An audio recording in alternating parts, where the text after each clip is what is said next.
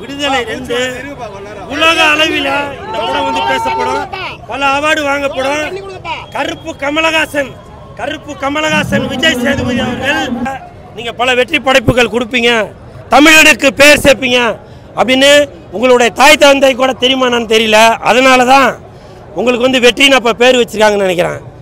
அதே மாதிரி இன்டர்வில் ஒரு சின்ன வில்லனாக ஒருத்தர் வராரு, ஜெய்வந்த் அப்படின்னு, நல்லா மீசெல்லாம் வச்சு நல்லா உயரமாக சூப்பராக நடிச்சிருக்காரு. ஏற்கனவே எதுவும் ஹீரோவாக நடிச்சிருக்காரான்னு தெரியல, தென் சென்னையா. அதே மாதிரி டானாக்காரன் டைரக்டர் தமிழரசன், அவரும் கிளைமேக்ஸில் ஒரு வில்லனாக மாறாரு, சூப்பர். நான் ஒன்று மட்டும் தாங்க கேட்குறேன், நீங்கள் அடுத்த ஸ்டேட்டு படத்துக்கு ஜால்ரா போட்டுட்டு இருக்கீங்களா?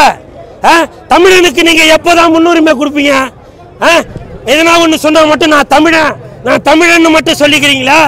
அடுத்த ஸ்டேட்டு படம் அது வந்தால் மட்டும் நல்லா ஜால்ரா போட்டு தூக்கி விடுறது. இப்போ கூட சொல்கிறேன், இந்த விடுதலை 2 5 அமரனுக்கு சமம், 10 புஷ்பாவுக்கு சமம், 20 மஞ்சுமல் பாய்ஸுக்கு சமம். ஆனால் நீங்கள் என்ன பண்ணுவீங்க? அடுத்த ஸ்டேட்டு படத்தை தான் எடுத்து தலையில் தூக்கி வச்சுக்கிட்டு ஜிங்கு ஜிங்கு ஜிங்குன்னு ஆடுவீங்க. கேட்டாக்கா அந்த படங்கள் தான் நல்லா எடுக்கிறாங்க அப்படின்னு சொல்லி தமிழ்நாட்டில் இருந்துட்டு தமிழனை குறை சொல்லிட்டு இருப்பீங்க. வெற்றிமாறன் உலக அளவில் வெற்றி பெற்றிருக்காருங்க. நீங்க அடுத்த ஸ்டேட்டு படத்துக்கு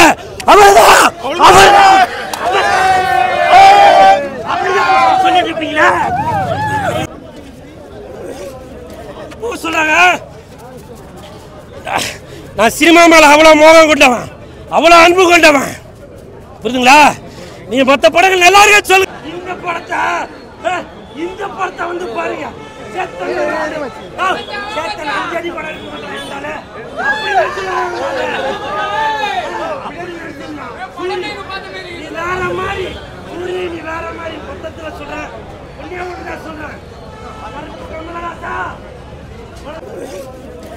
சொல்றாங்க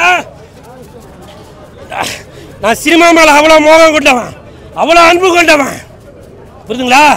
நீங்க மற்ற படங்கள் நல்லா இருக்க சொல்லுங்க, அதை வேணாம் இல்ல. ஆனா தமிழை எடுக்கிற படத்தை போய் அதில் ஓட்டா இதில் ஓட்டான்னு சொல்றீங்களா? அப்புறம் தமிழன்ற உணர்வு எதில் வரும்? ஒரு தமிழனை தூக்கி பிடிக்க வேண்டிய உணர்வு எதில் வரும்? சும்மா ஆட்டோ பின்னாடியும் பஸ் பின்னாடியும் ஒரு டி ஷர்ட் பின்னாடியும் நான் தமிழன் எழுதி வச்சா மட்டும் போதுமா? நான் இப்பவும் சொல்றேன், நல்லா இல்லாத படத்தை நல்லா இல்லைன்னு சொல்லுங்க, தப்பு இல்லை. இந்த வெற்றிமாறன் படம் மாதிரி, இந்த வெற்றிமாறன் படம் மாதிரி விடுதலை 2 மாதிரி படங்களை தலையில தூக்கி வச்சுன்னு கொண்டாடுனியா? இப்ப கூட சொல்றேன்,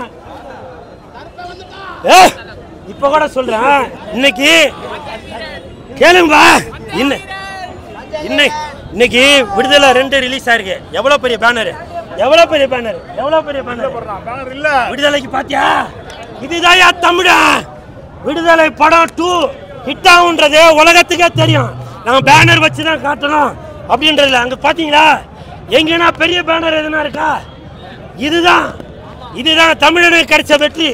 இப்பவும் சொல்றேன், உலகமே பாராட்டும் இந்த படத்தை, உலகமே பாராட்டும். விரைவில் வரலாற்றில் எழுதினா கூட தப்பு இல்லை, புரியுங்களா? அப்படி தமிழருக்காக குரல் கொடுங்கயா, புரியுதா? அடுத்த ஸ்டேட்டுக்கு போனா தமிழன்னு சொன்னா அடிக்கிறான், தெரியுமா உனக்கு? நான் அடுத்த ஸ்டேட்டுக்கு போனவன், அடுத்த ஸ்டேட்டுக்கு போனாக்க நம்ம தமிழ்ல பேசினாக்க நீ அந்த மயிடா, நீ இந்த மயிடான்னு சொல்லி நம்மளை கேவலப்படுத்துறான். நீங்க என்ன பண்ணுவீங்க? வேற படத்துக்கு வந்து வேற படத்தை தூக்கி வச்சு தலையில வச்சு ஆடுவீங்க. இப்போ சொல்றேன், அடுத்த படத்தை கொண்டாடுங்க, வேணான்னு சொல்லல. ஆனால் தமிழனோட படத்தை தலையில தூக்கி வச்சு கொண்டாடுங்க. நம்ம தமிழ் மண்ணில் பிறந்திருக்கோம், தமிழ்நாட்டில் பிறந்திருக்கோம்.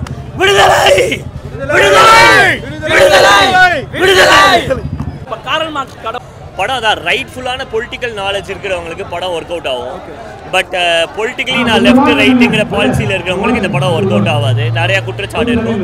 அண்ட் இது ஒரு ஃபிக்ஷனல் கேரக்டர் தான். நீங்கள் வந்துட்டு நிறைய பேர் வந்து அந்த ஈழத்தமிழ் பேச்செல்லாம் நான் யார் பேரையும் பர்டிகுலராக சொல்ல விரும்பலை, எந்த கட்சியை சார்ந்தும் இல்லை. இது ஒரு திராவிடியன் பாலிடிக்ஸ் கம்யூனிஸ்ட் தான் உள்ளே வருது.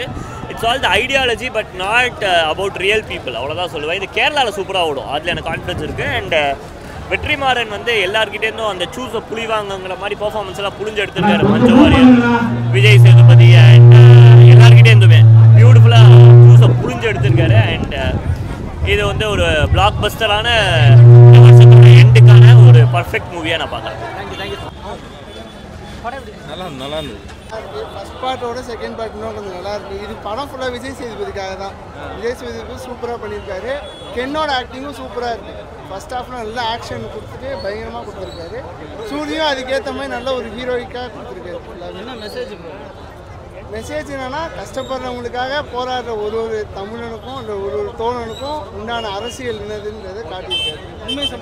உண்மை சம்பவம்னு சொல்கிறாங்க. ஆனால் அவங்க கற்பனை கதையை தான் சொல்கிறாங்க ஃபுல்லாகவே. ஆனால் வெற்றிமாறன் என்ன சொல்லணும்னு நினச்சாரோ அது பக்காவாக சொல்லியிருக்காரு. எந்த ஒரு போரிங்கும் லேகும் கிடையாது. வெற்றிமாறனோட வெற்றி தான் இது. படம் ஃபுல்லாகவே அந்த மாதிரி தான் இருக்குது. ஒரு ஹாண்டிங்கான ஒரு கிளைமேக்ஸாக இருக்குது. ஒரு தாக்கத்தை ஏற்படுத்துச்சு. ஆமாம், கண்டிப்பாக நல்லா இருக்கு. சூப்பராக இருக்குண்ணா. நம்ம ஊர்ல இருந்தாங்க, வளமாவே இருந்தாங்க. 1000 கட்டுக்கதைகளை சொல்லி நம்மளை ஏமாற்றி வளர்த்துட்டாங்க. ஆனால் திராவிடமும் கம்யூனிஸ்ட் சித்தாந்தத்தை ஒரு மயிலம் இனிமேல் புடுங்க முடியாதுன்றத ஆணித்தனமாக சொல்லியிருக்காங்க. வேணா டேரக்டர் ஒருத்தர் இருக்கிறான் பார்த்தீங்களா, எப்போ நம்ம பாரு ரஞ்சித்தியா வெற்றி மாறினா குறை சொல்கிறானே. உங்களோட சுத்தமாக இருக்கு. வெற்றிமாறன் என்றைக்குமே ஏமாத்துறது கிடையாது. நீங்கள் வேற மாதிரி பண்ணியிருக்கீங்க. இல்லை, அதுக்கு காரணம் அவரோட ரைட்டிங், அவரோட டைரக்ஷன் தான். தேங்க்யூ. அப்ப இந்த படைப்பை படிச்ச வெற்றிமாறன் ஒரு கடவுள் தான். ஓகே, இப்போ வெற்றிமாறன் சொல்ல வேண்டிய விஷயம் சொல்லிட்டாரா? பார்த்தாங்க, எல்லாருக்கும் ரொம்ப கனெக்ட் ஆயிருக்கு. அவர் எப்பயுமே எதை டெப்த்தாக சொல்கிறாள் தானே. அதோட இளையராஜா சொல்லுடைய இசை இன்னும் உள்ளுக்குள்ள கடத்திருக்கு. ஸோ ரொம்ப பெரிய ஒரு உணர்வாக இருக்குது. அன்னைக்கு வந்து அந்த ட்ரெயினில் அடிப்பட்டு 64 பேர் செத்தாங்க. எவ்வளோ பேர் செத்தாங்க, எவ்வளோ பேர் ஊனமானாங்க. ஆனால் அதுக்கு காரணம் என்னன்னு ஒவ்வொருத்தரும் ஒன்று நம்ம படிக்கிறதையும் மற்றவங்க சொல்கிற அவன் ஃபேவரமா அவன் வந்து செய்தியாக தான் சொல்லுவான். ஆனால் உண்மைன்னு ஒன்று இருக்குது, ஓகேங்களா? அந்த உண்மை என்னவோ அதை அவங்க இதில் சொல்லியிருக்காங்க. இதை சொன்னதுக்கப்புறம் தெரியுது, ஓ இதுதான் உண்மையா அப்படின்றது கதை வழியாகவும் புரியுது, செய்தி வழியாகவும் நமக்கு தெரியுது.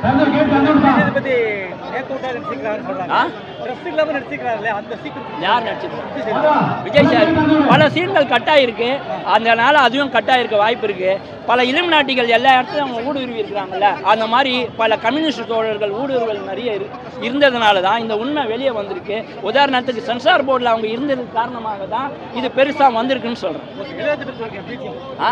இளையராஜா எப்படி வந்து இது மார்க்ஸ் ஒரு கடவுளோ அந்த மாதிரி இளையராஜா ஒரு கடவுள். ஒரு கடவுளே வந்து ஒரு கோயிலுக்கு போகுதுன்னா அது கஷ்டமாக இருக்குது. கோயிலில் இருக்க கடவுள் தான் வெளியில் வரணும், வருஷத்துக்கு ஒரு தடவை நம்ம கும்பிடணும். அதனால் நம்ம வந்து மதிப்பு கொடுக்காத இடத்துக்கு போகல, மதிப்பு இல்லாதவங்ககிட்ட தெரியாமல் நம்ம போயிட்டோம். இனிமேலாம் அது நடக்கூடாது.